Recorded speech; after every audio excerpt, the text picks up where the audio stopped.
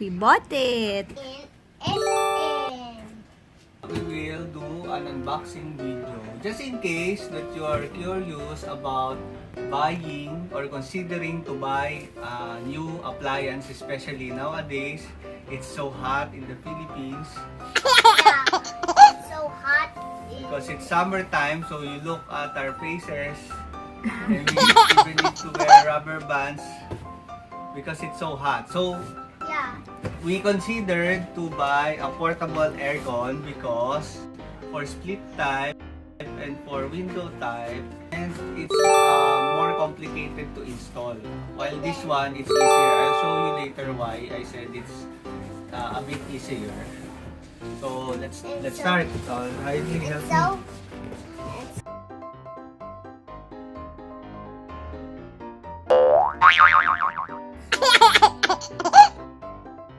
So there's this exhaust tube.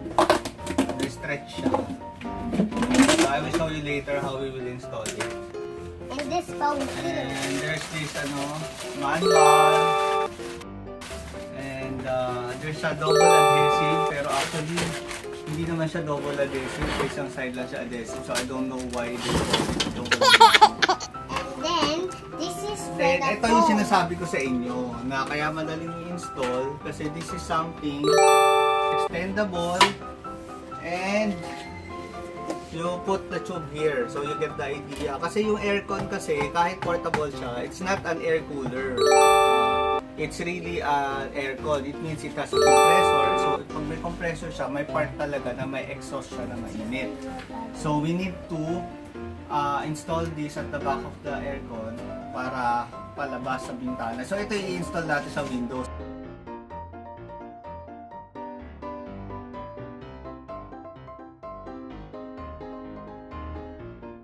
Tcharam! Mabilisan na, install na natin. So ganito itsura niya.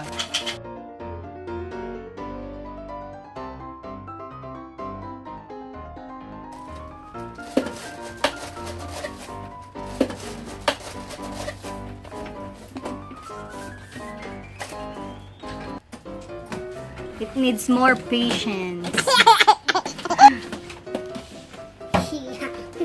So we need to make sure na nakapasok talaga para Yeah, that's why I'm pushing the aircon. And para so, hindi lalabas.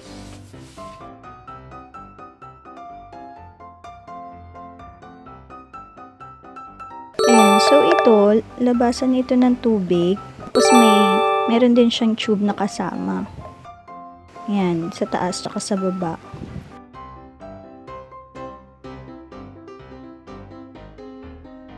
So ito yung panel, extendable siya. So katulad sa amin, kailangan sukatin ko muna siya dito. So ganyan. So ngayon, pag nahanap mo na, may mga holes naman siya dito. May pin na kasama dun sa package.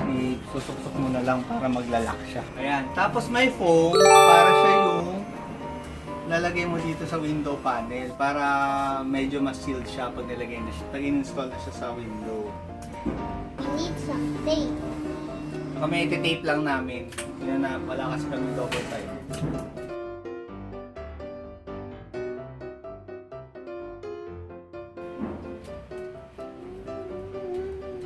Okay, nalagay na namin ni Riley. So, in your case, you could just do a different approach kung paano nyo gustong idikit. Kami naman, basta may ma-tape lang namin yung magkabila, okay na kami. Kasi iipit lang naman namin siya.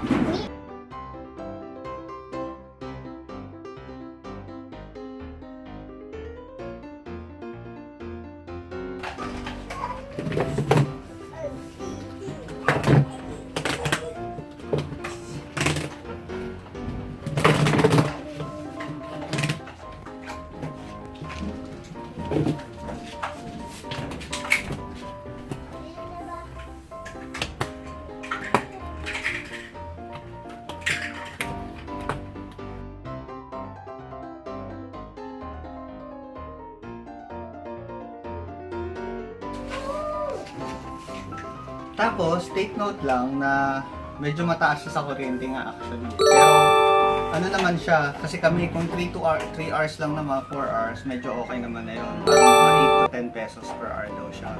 Tapos, pag isasaksak mo na, be careful lang, make sure na either meron kayong mag-install kayo ng parang sariling breaker for the circuit breaker for the aircon, or kung meron na kayong dedicated sa naka-install sa house nyo na tinatawag nilang parang home run na outlet na diretso na raw siya sa circuit breaker nyo do sa main ng unit nyo. So in our case, meron kami kasi yung aircon namin dito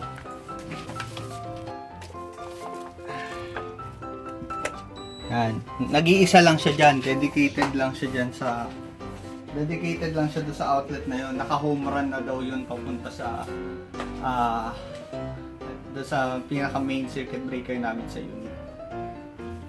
So, there you go! So, ta-da! So, I will open it. Open it yourself. It's opening like yourself. And air will come when it's done going up. There's some air. Some air move. What? Look at my hair. Moving, there's air. Aircon! Hey, it's so good. Where does the swing? This one will swing. See? This one is swinging slow. Going up is go down. Oh no, no more air in the top. There's air down. It swings. Ooh. Is it going up? Is it going up? It's getting cooler now. Unlike It's if you getting just buy colder. an air cooler, it's really different with this one. It's really It's cold. hard to wear. It has 1-year warranty. Remote included. So original price is 20,999.75, but we bought it at 17,999.75 because it's on sale.